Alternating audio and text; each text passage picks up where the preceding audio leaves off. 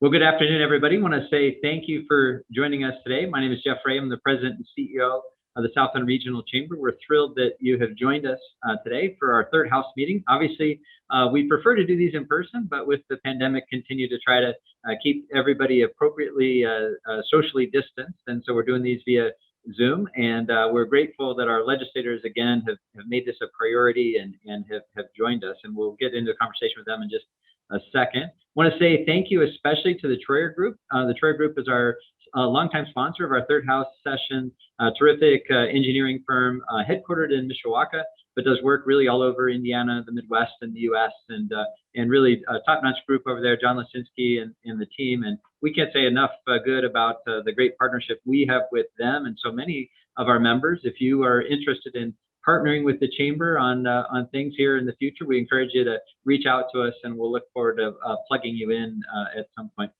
As I mentioned, we do third House just to kind of give you a feel for what's going down in Indianapolis, and things move really fast down there, and we all have lots of bills of interest that we keep kind of close tabs on, but nothing better than hearing firsthand from our legislators about kind of what's happening at the State House. And so we're thrilled that they're here today. It's interesting, when I was doing some looking at the numbers, if you will, there are still about 322 bills that are alive out of 1,025 that they started with initially. And I think that I'm amazed by all our local contingent, how they keep all these things straight in their head, because trying to keep track of 1,000 different bills and what's important to everybody can be a great challenge, but they do a phenomenal job of sort of balancing that. So without further ado, I think familiar faces on the screen you've come accustomed to. Senator Linda Rogers is with us today. Senator David Niskodsky has joined us. Representative Ryan Dvorak and Representative Maureen Bauer. And several others from our contingent were not able to join us today. This is an odd time, not an odd time.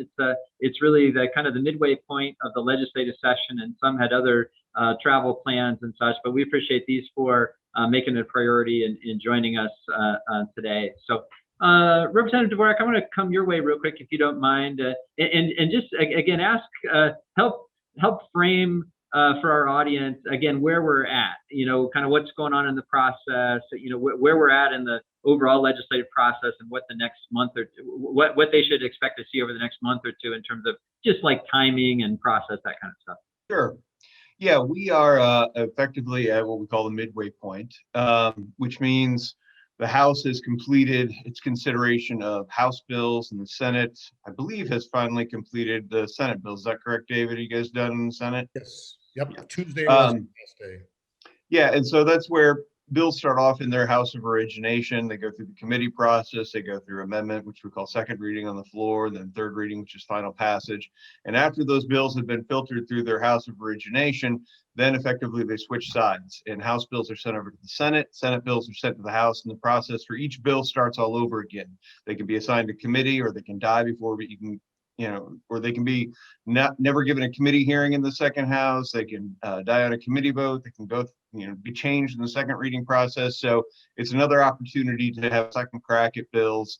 And then this whole process will last until about April. And the last 2 weeks are usually what we call conference committee time, where differences between two versions of bills are ironed out in a conference committee process, and we should be done by the end of April. Great, thank you. That's also with a caveat. One of the most important bills of the session is usually in the year after every decade, in every year ending with one, essentially, is the redistricting year. So it's the year after the census. The problem is this year, because of COVID, census data is late in getting compiled and hasn't been distributed to the states yet. So we're guaranteed to have to come back for a special session at some point late summer, or whenever we get the numbers from the Census Administration to do redistricting. So we won't be completely done. Great. Thank you, Ryan, for that overview. I think it's always helpful just to remind folks of where we are in the process. Senator Niskodsky, I want to kind of follow up with you with sort of a question that builds on what Representative Dvorak was saying there. So over the course of, we're at halftime, if you will. Over the course of the first half, we see these bills and the news reports that the that the General Assembly is doing this or General Assembly is doing that. How excited or not excited should we be? I think people get pretty worked up early in the game, but there's still a lot of game to play. Maybe advice to our folks about how just this process, and when it's important for them to get really excited about the issues that they're seeing on the General Assembly's agenda.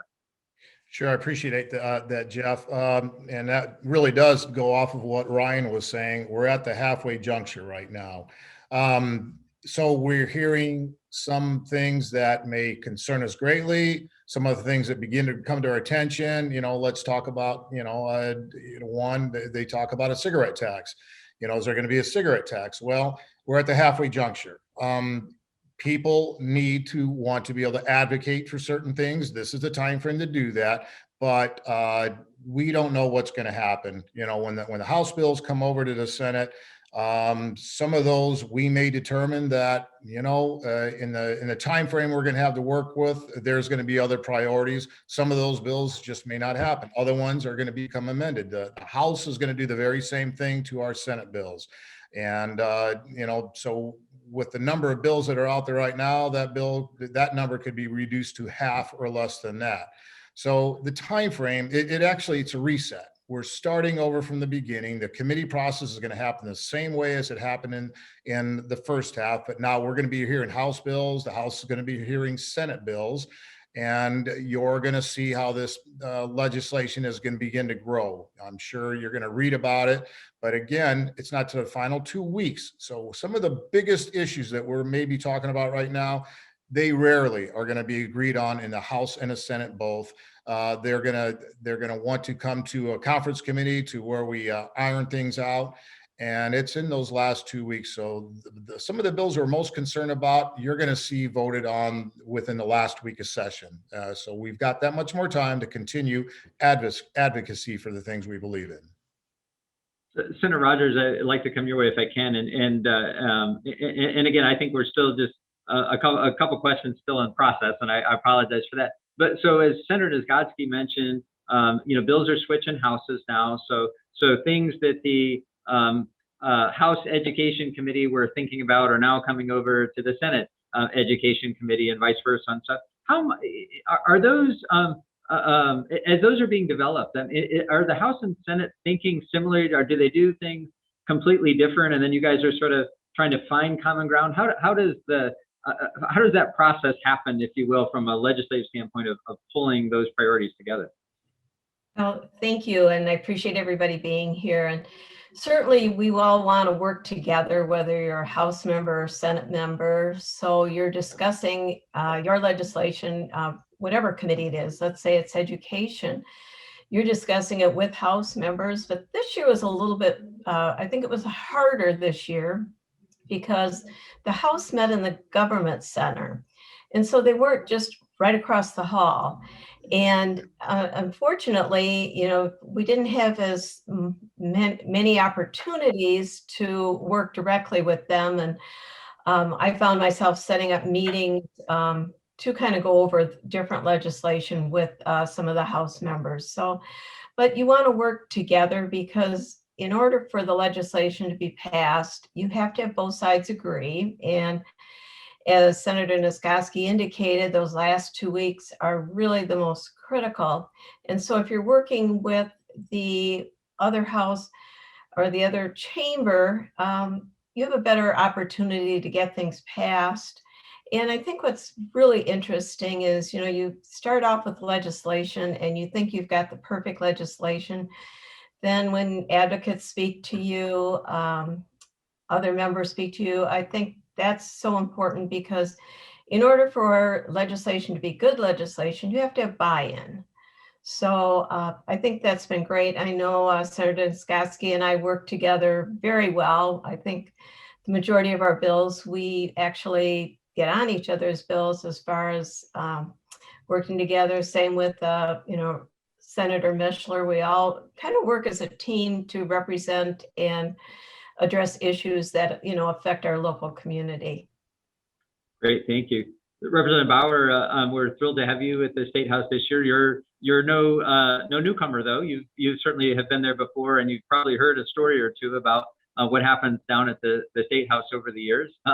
So talk a little bit about your first session and just some of the things that you and other legislators do to sort of kind of come up to speed, become informed on voters, advance priorities. So again, help us understand the approach, if you will, and how you move things that are important to you.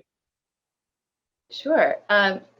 Well, we do a legislative survey every year, so that helps guide some of the key issues that are important to the district and help us advocate for those issues during session. So we had great response to that, but also this year was a little different as well, where some Senate and House bills moved chambers quickly instead of what would happen in a traditional year. So we saw Senate Bill 1 already get signed into law by the governor. So things were moving between chambers a little differently. But I would agree with what everyone else said before. We kind of have an idea of the policy that's coming over. We had the opportunity to co-sponsor bills in the Senate as a House member, and constantly getting feedback and opportunities like this virtually, and hearing from people who are advocating for issues that are important to them and their livelihoods has been something that I have been able to stay in touch with throughout this session. Great. And I'm going to stick in the House for a second and maybe ask both Representative Dvorak and you, Representative Bauer, to weigh in. So one of the key or your principal tasks this year, as we talked about, is the budget, the biennial budget. That's a bill that starts in the House and then moves to the Senate and has a number of steps that go along the way. So because it's one of the more important functions, maybe Representative Dvorak, if you could start, just talk to us a little bit about the development of the budget. If there are specific pieces of it that you think we should be aware of, and then maybe a couple of the decisions like the revenue forecast and stuff that influence, kind of the final development of that budget. Sure. Yeah, the budget is done. We call it a biennial budget because it is a budget for 2 years instead of 1. So every other year, the General Assembly passes a budget bill. We're in a budget year, so we're working on the budget now. This starts off with the State Budget Committee holding hearings on essentially what spending is looking like, what revenue might look like. That evolves into a governor's budget proposal, and then eventually a bill that originates in the House Ways and Means Committee. And that would be the budget bill. It's usually 1001 is the bill. That process has concluded in the House. The House Ways and Means Committee put out a bill. The House had the chance to amend it, and then it was voted on. It's going to be sent over to the Senate, where Senate Finance and Appropriations are going to have their crack at it as well. But it usually will change depending upon revenue forecasts, as you mentioned. The state generates revenue forecasts at different points throughout the year based on what the economy is looking like, to forecast what things like sales tax will look like over the next 2 years. That's never a perfect process, but as we get more data in throughout the year, you're able to generate a more accurate forecast. So usually the last forecast comes right towards the end of session during sort of conference committee time, and that's when the final tweaks are made to the budget process. So this year, we had a budget. I voted against the budget this year. It generates another over $1 billion surplus. It's not that we don't have enough money. I think that we're not necessarily spending the money where we need to at this point in time. We're in a very unique crisis situation because of COVID and the pandemic. I think there's a lot more that we can be doing. I mean, for example, one of the more money is technically appropriated towards education, but it has the practical effect of actually taking more money out of traditional public schools and putting more of this money into voucher programs and charters. So we're continuing that mess. And even simple small things. We had a long fight over food banks, for example. The budget was an enormous budget, and we only appropriate $300,000 to food banks in a year when we've seen lines in communities across the state for people trying to just feed themselves and their families. Even doing a simple amendment to raise it up to $1 million failed. So I think we have a lot of work yet to do. I assume the Senate's going to make some changes, and a conference committee will have the opportunity to do some more. But that's where the budget process is.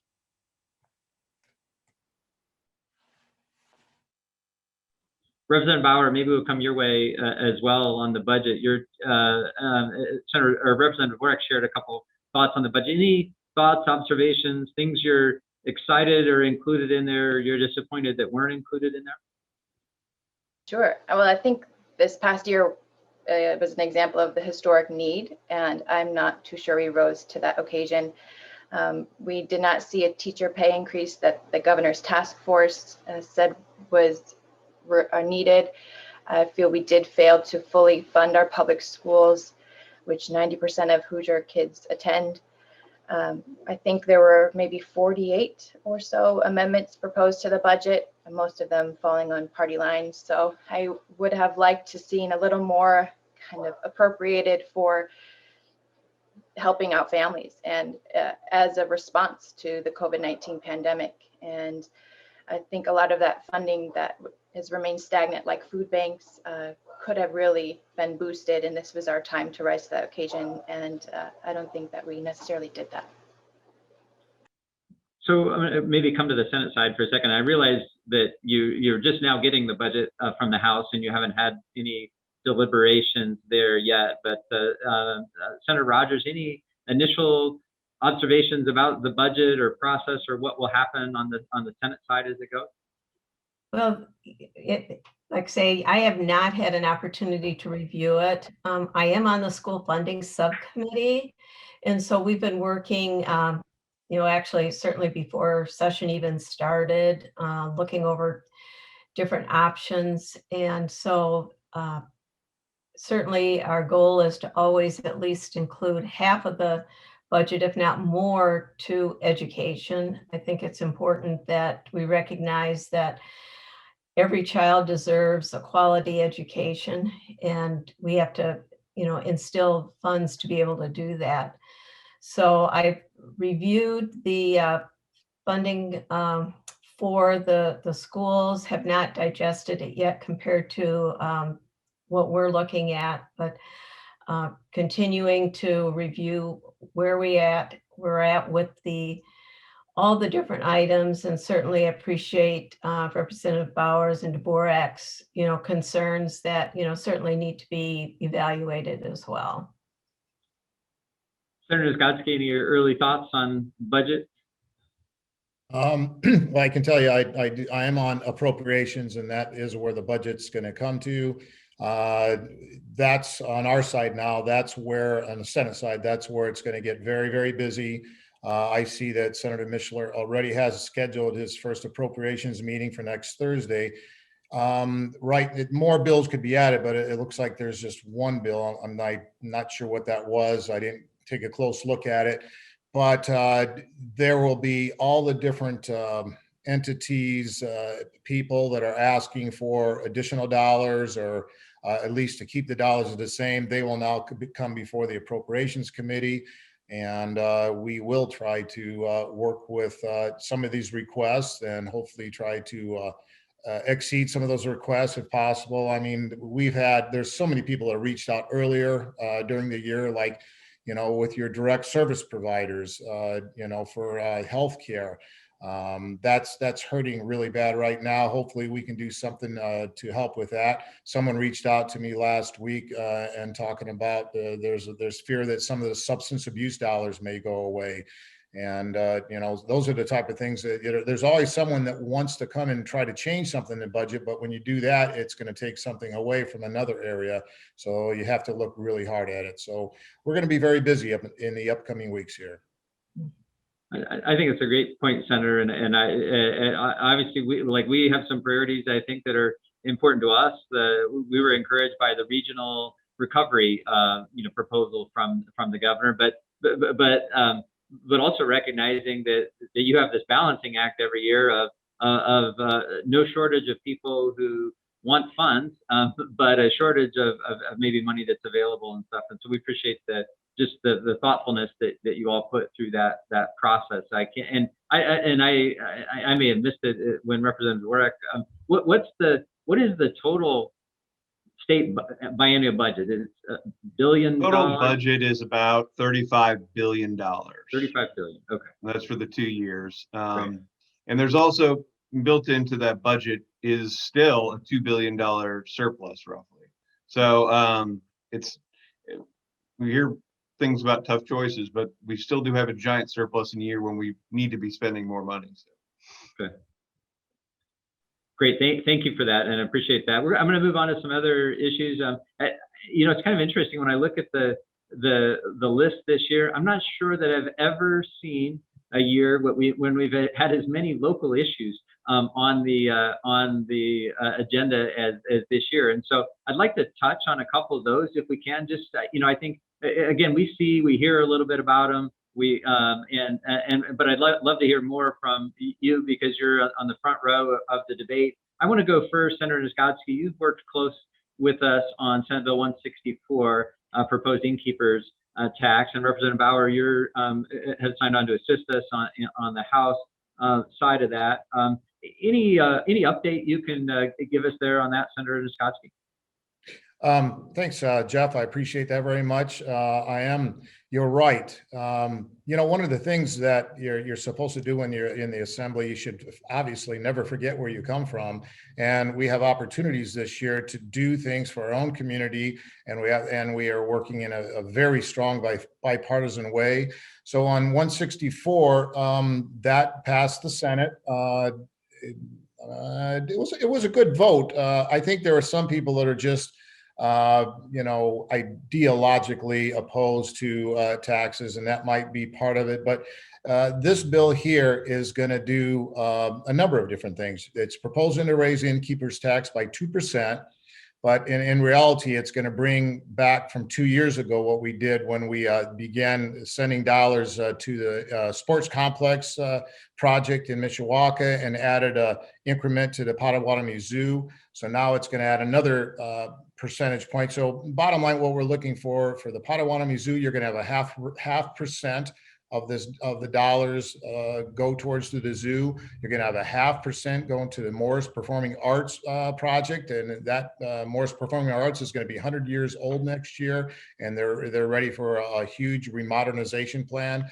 1% is going to go to the Mishawaka Sports Complex, and then there'll be 1% more that will go to Capital Improvement Investment Fund, where we're looking at this, and I know I've talked with you and Rob, kind of like a mini regional cities plan. So entities that want to come forward and ask for grant dollars will bring forward a portion of matching dollars. You'll go through the process of reviewing how they're going to show you how you're going to succeed, and they're going to have the opportunity to do more great good within St. Joseph County. But this is really important, I think, to our community, and it's at a time. Yes, so some were saying, is this the right time to raise a tax on hotel motels? But our area is very, very unique.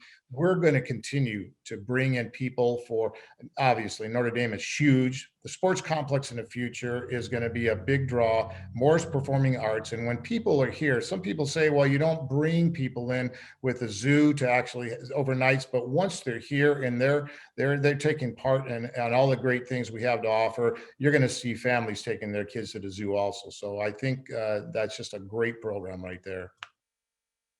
Great. Thank you, Senator, for your help and support. For folks who have more questions about that, there is some information on the Chamber website to help folks better understand what's being proposed and to further explain what Senator Niskotsky mentioned on how those dollars might be used to stimulate some growth here in the community. Anybody else any thoughts on 164 before I move on?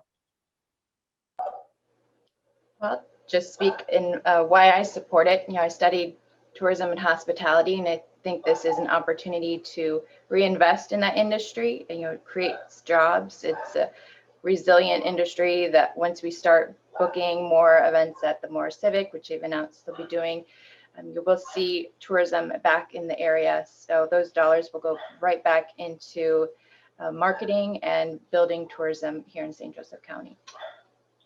Great. Thank you, Representative Bauer, and appreciate your support in the House, and thank you for that. Let's move on. I got several others. Like I said, we have a long list in St. Joe County this year. Earlier in the session, Andrew Berlin, the owner of South Bend Cubs, was down to speak related to Senate Bill 384, which is a professional sports and convention development area. As I understand, that bill is not just a St. Joe County bill, that impacts Fort Wayne and Evansville as well too. Anybody want to speak to 384 and what that helps do for our area?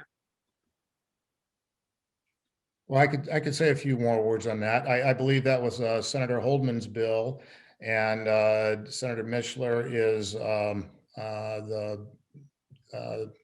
he added an amendment to that bill. I believe Senator Rogers is on that bill. I'm on that bill, but I think they were raising the cap of the dollars, and they might have been doing a couple of other things in Fort Wayne. But Senator Mishler added an amendment to that bill for reestablishing our tax. I think ours might have gone away in 2017 or 2018, but what this does within the specific area, it captures mostly sales tax that would be going down to the state of Indiana's Indiana sales tax, and it will keep those dollars here. And so what we're looking at doing with those funds is continuing to enhance and grow what we already have at Four Winds Field and turn that into, just an incredible experience. It already is. It's proven successful, and I think it's got a long ways to go. With a Renaissance district there, just think about the future in that part of town. It's pretty amazing. Great, thank you for the update on that. Another one. I'm going to go one more on the Senate side. Senate Bill 356 related to a tribal state compact between the Pokagon Band of the Potawatomi Indians and the state of Indiana. Anybody want to weigh in on that one? I'll weigh in one more time. Yeah, sorry, Senator Zgotsky. A couple of these fell right in your lap there.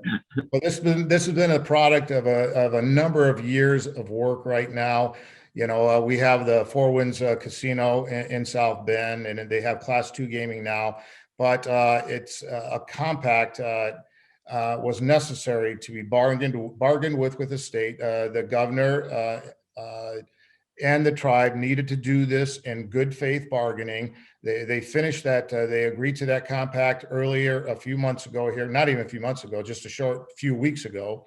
And now it's up to the legislature really to basically ratify that, because the agreement is pretty much between the governor and the tribe.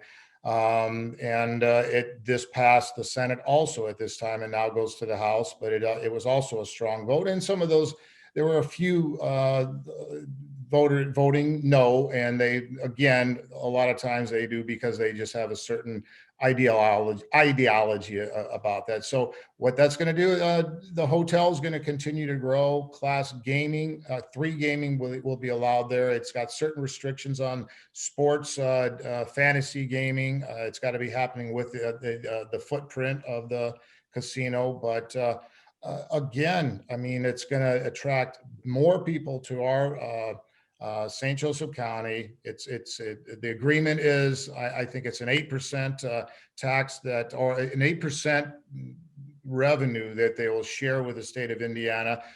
We've already established ours here locally in South Bend at 2%, but now it carries that forward for a period of 20 years. So right there, we just talked about 3 very exciting things taking place here.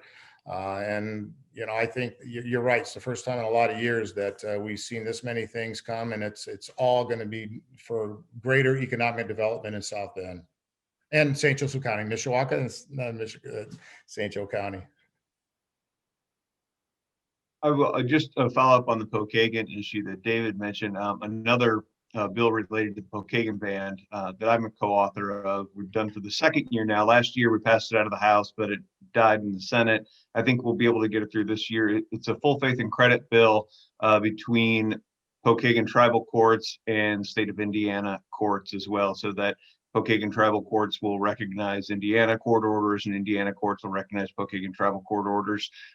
As a sovereign tribe, the Pokagons have their own tribal court, and it's important for things like domestic violence issues, garnishment of wages, things like that we have full faith and credit between the 2 court systems. So that's another administrative issue we've been working on over the past couple of years. Thanks for that, Ryan.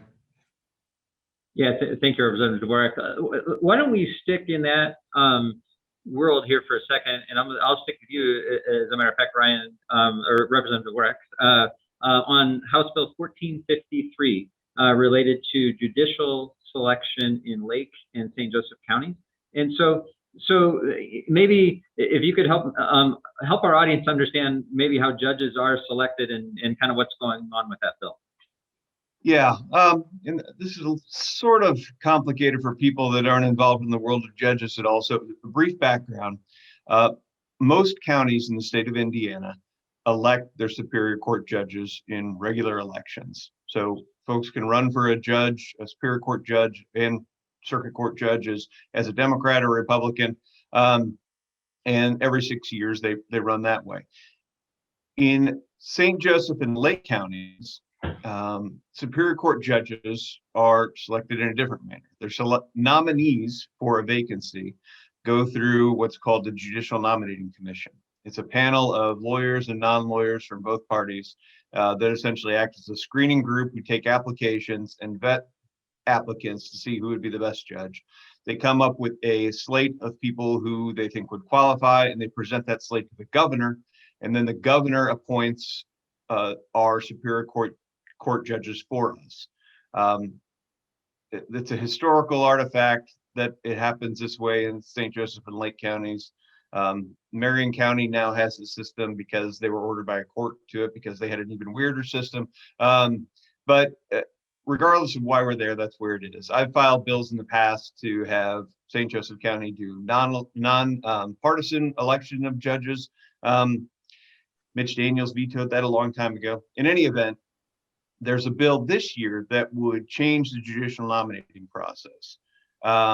They would essentially eliminate our local judicial nominating commission and create a new commission where the governor appoints 3 people to it and the county commissioners appoint 2 people to it. That new commission would then vet candidates again and give their slate of appointees to the governor to make his selection. I have big problems with this. I already don't like the fact that St. Joseph County is treated differently this way. In what is essentially a political process where the governor appoints our local trial court judges. This makes it even more political, where I've asked the authors of this bill if there's anywhere else in the country where this happens, where essentially you have local trial court judges becoming political appointees of the governor. And I can't identify anywhere in the United States this happened. So I don't know why exactly they're making this change. I know the local Republican Party has filed a lawsuit alleging all sorts of improprieties with our local Judicial Nominating Commission. The long and short of it is there was a quote from the local Republican Party chairman saying, in general, they were just mad they weren't getting conservative enough judges through the commission to the governor. So I don't know. It sounds like they want to make it more of a political process and less of a political process. My biggest concern, in addition just to the political nature of it, was that it was rammed through really quickly. People in St. Joseph County didn't even have the opportunity to come to the State House and testify. The Bar Association wasn't even aware of it until the bill was set for a hearing in the Judiciary Committee. And anybody I've talked to at home has been roundly opposed to it. So this is another example of what we see a lot and increasingly more and more in the State House. Local issues that don't get resolved in someone's favor politically get taken to the State House, and we become a giant county council for the whole state where all these issues can be handled in a political way. And it's frustrating, but that has passed the House now and will be headed over to the Senate. Thank you, Representative DeWart. Senator Rogers? Yeah, just to make a comment on it, and thank you, Ryan, for your explanation. Just to give you a little information on what the issue was, is there were 2 members of the commission that were serving that were not really supposed to be on the commission based on the rules and regulations. So that was aside from the new legislation that's being proposed. And so essentially what it is it's strictly in regards to how the commission is determined. And the legislation as it sits right now is 3 will be appointed by the governor and then 2 by the county commissioners. And so they will nominate people that they believe would be make great judges for St. Joseph County to the governor for his appointment or her appointment if it's a female governor. So I imagine that as it goes through the Senate process, there'll be a lot of discussion in talking with how this moves forward. I know the Bar Association has concerns that an attorney should be part of that commission because they work with these people every day and know their temperament. And so I'm sure there'll be some changes as we move forward. And I know that I have been listed as one of the sponsors, and I'm one that likes to listen to all sides of an issue, and certainly will work to do what I think is the best, for St. Joseph County in the end. Great. Just a quick follow up on that. I don't know that anybody was inappropriately serving on the Judicial Nominating Commission. There's a lawsuit filed alleging that, but usually when there's a lawsuit filed, it's because people are arguing the point. And I'll put down my bet right now that even if the bill is changed to allow the governor to make one of his appointees be an attorney or something, I guarantee you that the commission that will come out of the Senate will have members controlled by the governor. So we'll take bets on that now and see what it looks like. All right. Thank you. Let's another one that caught a lot of attention this past week or two was House Bill 1367 related to school corporation disannexation. It's an issue that it's a St. Joseph County issue related to, and in fact, on a front page story today in the newspaper here. Representative Bauer or Representative Warwick, can you maybe help maybe the public just have some insight on that bill as we're hearing a lot about it, especially for some other reasons, probably this last week, but it's a St. Joseph County issue that we'd love to know a little bit more about. I can give my initial interpretation of it, and then Representative Warwick, if you want to follow. So this wasn't the first year that this bill was introduced, but obviously my first time seeing it as a freshman legislator. The initial concern was that it may not even be able to happen. Green Township wants to disannex from South Bend Community School Corporation. South Bend Community School, only school corporation in the state under a federal consent decree to desegregate and integrate their schools. So initially we think that Department of Justice will just come down and say, this isn't possible. And the other concerns with the legislation in years prior was that it was perhaps special legislation just targeting South Bend Community Schools. That version of legislation changed into a pilot. So now it's able to pass, which it did narrowly by 52 to 43 in the House and is on the way to the Senate. But the other concern is that other townships may follow and other school corporations throughout the state. So it's setting a precedent for this to happen all over to different corporations, and that's a concern to me and to others. Yeah, and people may have heard about this bill for the first time just recently because the debate on it devolved into sort of an ugly fight in the House last week. Some members speaking on the bill brought up racial issues associated with it, some African-American members, and some members on the Republican side started heckling them, and it turned into sort of yelling matches on the floor. They went out into the back hallway where there was almost physical altercations going on. It got sort of ugly. And I think it's important for people to realize that I tried to, and I'm upset that happened for a number of reasons. Number one of which it was, beneath the dignity of the House. But number two, I think it hardened opinion and caused the bill to be passed when I was pretty sure that beforehand we had the votes to actually kill the bill. I've talked to the people in Green Township, and they have understandable complaints. South Bend schools have closed down their local school. Their kids have to be bused pretty far to go to school. The new South Bend schools plan shuts down Hayes School, which is even the closest school to Green. So we're going to have a large section of the county that doesn't have any school facilities for those rural students. And I understand that's a bad situation to be in. I understand why those parents don't want to have to send their kids really far to go to school. I don't think they have racial motivations at all. The problem is anytime you make any change that has an impact on the racial balance in South Bend School Corporation, you're immediately going to involve the Justice Department. And that's because South Bend schools have been under a consent decree for desegregation since I started the first grade, so a long time. And all those changes have to be run through the Justice Department. So this is immediately going to invite federal action. There's also the ongoing issue that it's special legislation. And it's just, Frank, a lot of people, last year when this bill came up, the governor indicated he might even veto it. It's because nobody wants to start this race where every township and every school corporation starts evaluating their position as to whether they can try to negotiate to get in or out of a school corporation.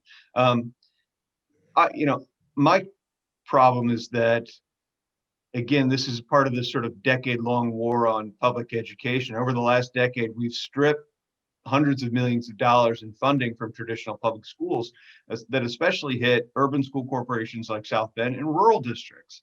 And what we're left with are situations where you have small rural schools that have declining enrollment that aren't cost effective to keep open, and school corporations are forced into this trap where they actually have to close them in order to keep other schools open. So my argument is that instead of creating a situation that forces these school closures and then punishing everybody by letting everyone disannex and create this giant mess, why don't we just restore funding so we can actually have enough money to keep these schools open? But that's part of the longer debate, and it's not likely to be resolved this year. Senator Zgotsky, it moves over to the Senate now. Any thoughts on or anything else to add on the Green Township issue? Sure, I appreciate it, Jeff, because this has been something that's been talked about for many years. We've just seen legislation brought forward in the last 3 years, but there is a long history of the desire for Green Township to move towards in currently the John Glenn School Corporation. What I really wish is that, since these talks have started long ago, it would be really great if this would be an issue that would be solved locally.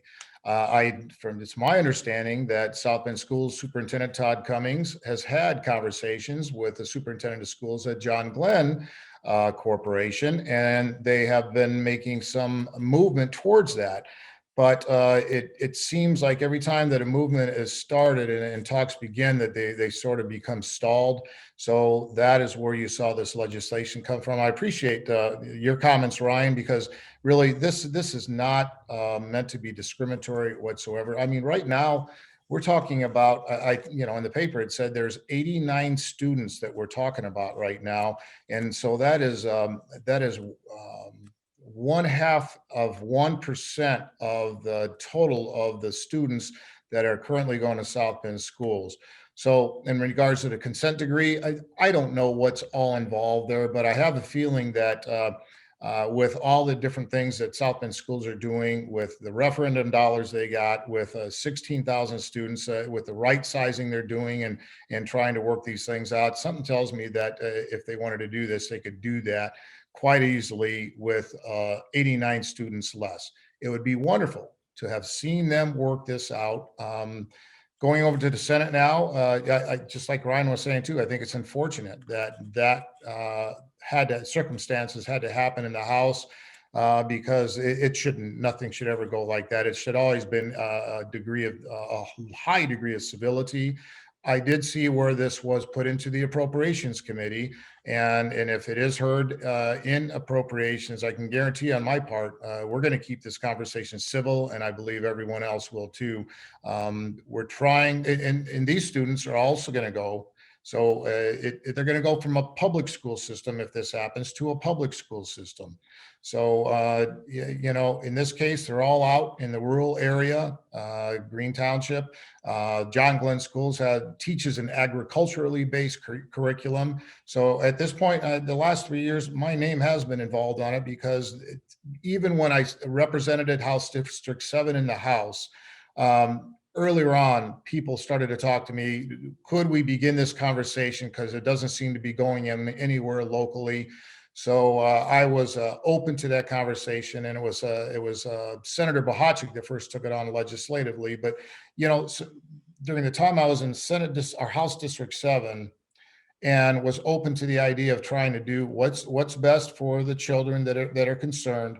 And the time I moved to Senate District 10, which doesn't take in that area, for me to want to say, well, I can't take on part of that anymore because really I don't represent that constituency.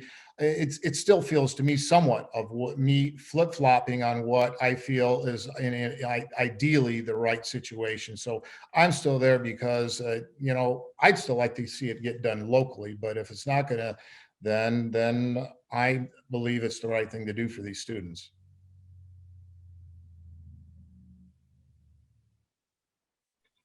Going to shift topics here for a second. Senator Rogers, I want to come your way. And I think in our early discussion, we talked about a bill that had already advanced and got to the finish line, Senate Bill 1, the civil immunity. For those unfamiliar with what that bill does, can you talk about that bill and why it was such an important priority for the Senate this year? Sure. Well, thank you for asking. Senate Bill 1 provides civil immunity for businesses, schools, all different sorts of entities. And I think, as we all know, that when COVID hit, none of us would know exactly where we contracted it. And in order for businesses to be open and feel that they are going to be able to operate and do their best to protect their employees and their guests that come in the door, they want to be assured that someone is not going to file a frivolous lawsuit that doesn't have merit and, against their business or them personally. It would be very difficult to determine that it was the business that caused COVID or an employee. And so this just provides them with that safeguard. Certainly, if they're doing something wrong, it will obviously not be covered, but it's important that in order for us to get our state back operating, we need to have this legislation. So I think it's very important too, and I'm sure representing the business community, you'd be supportive as well. Great, thank you. I'm going to start moving to rapid fire here, just as we try to get several issues in here as we get more towards the end. So House passed cigarette tax, 50.5-cent increase. It now moves to the Senate. Obviously, this is a discussion that I feel like has gone on for several years. Indiana is still taxed lower than others. Any thoughts from the House members about that discussion as it moved over, or from the Senate members who are now receiving that proposal and thinking about it? I think we touched on it briefly before, but want to just talk a minute about cigarette tax. Well, I think the initial proposal was $2, so we settled with near 50 cents. So it's an improvement, but it's not anywhere near where we were hoping to be to make healthier communities. So if the Senate would like to adjust that, that'd be great. But another part of the debate in public health was that money wanted to go directly to curbing smoking and to making healthier communities. So making sure that that's part of the process is important, and we kind of fell short on those goals too. So.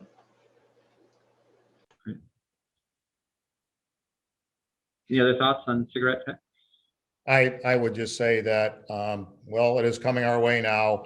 And I think that's going to be a big part of the discussion, because the Senate is likely to change something, but it also is going to be, where will these dollars go? Are they going to go towards healthcare, or will they be tried to I don't know if they would just be put within the general fund, but I don't think that was going to be something that's going to be too agreeable, so it's going to be, where are they going to go, and will it be increased? I'm not sure.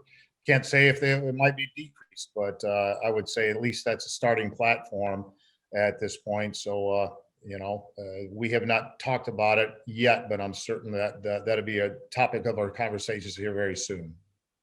Yes, and I agree. I think where those dollars will go is really an important element of the success of it getting passed. And I know there's a few of my colleagues that, do not support any tax increase but at all, so they will not support this. But I think trying to build healthy communities is important, and how we utilize those funds is probably the most critical.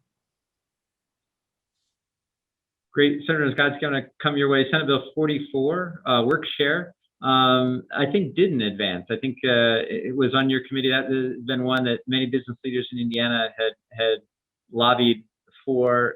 Any insight onto work share and maybe some of its challenges with going forward? Well, that was Senator Bassler's bill, I believe, and he asked me early to be a co-author on it, which I agreed we did. Senator Phil Boots did hear the bill in pensions and labor.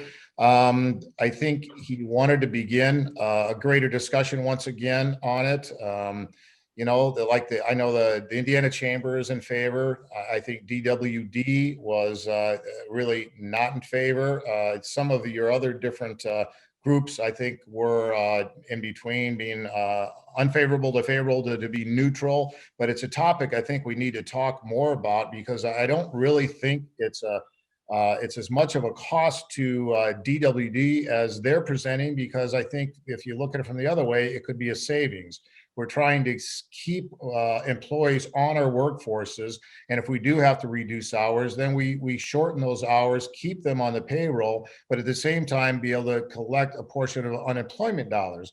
That's less unemployment dollars than if you were to have to lay those individuals off completely. So it's been around for a while. I believe it might have been Representative Carly Macer that first had the idea, maybe not the idea, but brought the idea forward at least a decade ago. So I'm glad to see the discussion begin again, and I hope we can carry it forward. Great, thank you, Senator. I'll throw out there, I don't have a bill number, a question about charitable gaming legislation that would allow the use of credit cards to purchase a chance for a raffle. Anybody plugged into charitable gaming? I just wanted to do a quick follow-up on work share. Okay. The Democrats offered an amendment to the budget bill to implement work share, and that was defeated on almost a party line vote, unfortunately. So for some reason, it's got a partisan element to it this year. Okay. Thank you, Representative Rick. A couple things, and I wanted to follow up. I also, on the work share, I was also a co-author on that legislation, and I think it really needs to be worked on. There are just a lot of different challenges, brought up one by DWD, that it would change a lot of different reporting requirements. When you file your UC1, in order to be able to for them to capture that data. So there's a lot of logistics before it can happen, but I believe we've got the conversation started, and I can see it continuing to eventually take hold. In regards to the charitable gaming, that bill did pass the Senate. I was very happy that it did. I also co-authored on that legislation. Certainly is a great help for, organizations like Real Services that do a phenomenal job in our community to help raise funds. So I was glad to see that pass. On the credit card portion, I think that was also included in that. I think they had to negotiate that amount. I think that's capped per single transaction. I think we're talking about the same piece of legislation at $1,500. So yes, I believe that is included, and I don't think it can exceed a $1,500 transaction. That's correct. Yes. Great. Thank you for that update. Senator Rogers, I'm going to stay with you real quick. The wetland issue got a lot of, it had some strong opinions on both sides, but of folks. Can you help us understand that bill? And I apologize, I don't have the bill number in front of me, but just what's trying to be accomplished with that? Well, that's Senate Bill 389, and what it's dealing with is isolated wetlands. And isolated wetlands are deemed ones that do not connect to any body of water, whether it be a river, stream, or a lake. Very often what's happened is IDEM has become overzealous, and As an example, a farmer could be out working in their field trying to fix a drain tile. Somebody calls IDEM, they walk in and say that's a wetland. And you either have to plant a bunch of trees, or you can't use that property, or you have to pay us a lot of money to mitigate that. So we're in conversations with IDEM because unfortunately their program has grown, like in the last 2 years, 1,300 and some percent. So here's an agency that is controlling everything that's going on with, waters that, if let's say you have a rainfall and water sits for an extra few days and maybe develops a cattail, that's considered an isolated wetland. It has nothing to do with the wetlands that we all think about, that we utilize and are important to, the ecology and to the environment. So hopefully we can rein in a department that's supposed to be working for the people instead of against people. And so we're meeting again with them on Monday and see if we can, come to an agreement that is acceptable for, everyone that's involved. Because it's hard to think of these generational farmers being impacted so severely. Great. Thank you for that insight. Appreciate that. I think I just want to give another perspective on that. I think Senator Rogers is off base there. First of all, IDEM is controlled by the governor and the governor's people. The fact that the Builders Association is saying that farmers everywhere around the state are being persecuted by IDEM is ridiculous. This is a home builders issue that's pushing it. They wanted to be able to do more development. Indiana's already eliminated 80 to 90% of its native wetlands already. They're gone. And about 80% that are left are isolated wetlands. I'm familiar with the process that IDEM uses to do wetland remediation. Anybody who owns land, whether they're a farmer or anybody, understands the process of how wetland remediation works. These concerns, frankly, I think are completely overblown, and this gives carte blanche to developers to bulldoze what is left of the small amount of wetlands we still have in the state, which would do irreversible ecological harm in our state. I think it's environmental vandalism. I don't understand why it's happening other than one industry group has control over the legislature. So it's disgusting to me this year, frankly, and it's one of the things I've become increasingly mad about. And I might just add to that, as someone who sits on the House Environmental Affairs Committee and heard 0 bills, which Ryan Dvorak is well aware of, no bills, and there were at least 13 filed, many of which were there to protect and preserve and improve our health and the quality of life for individuals. None of those were heard, and I'd be very surprised if the chairman heard this bill that would actually do a bit more than actually protect our natural resources. Well, just to keep in mind that this is a personal property rights bill. And if you own property and water sits from excessive rain or snowfall, that is what an isolated wetland is. But thank you. It's not what it is, but that's okay. All right, we're going to leave it there. We've reached the end of our hour. A big thank you to Representative Bauer, Representative Dvorak, Senator Rogers, Senator Godsky. Again, these folks have been tirelessly working on the over 1,000 bills over the last couple months, now narrowed down to just 322. We're grateful for your service in Indianapolis, and we're grateful for you coming and just having some honest and candid conversation with us today. It's really important to our members, and we're grateful that you're so responsive to us throughout the session and at our third house session. So thank you so much for making this a priority. Another thank you real quick for the Troyer Group for their sponsorship of third house meetings. We're grateful to that partnership. And then I would remind you to come see us one more time during the session. As Representative Dvorak mentioned, the session goes through April 29th. And so we will be back in the end of March. I think it's March 26th, if I'm not mistaken, the last Friday in March, for another discussion about just kind of where we are. We'll be sort of close to the end of the third quarter then, I guess. And so we'll know more, even more than we did today. And we'll look to our legislators for some insight on on what that last month or so is going to look like on the session. So with that, we're going to adjourn today, and thank all of our participants for joining us. Thanks for your support of the chamber, and we'll see everybody again real soon. Thanks, Jeff. Thank you.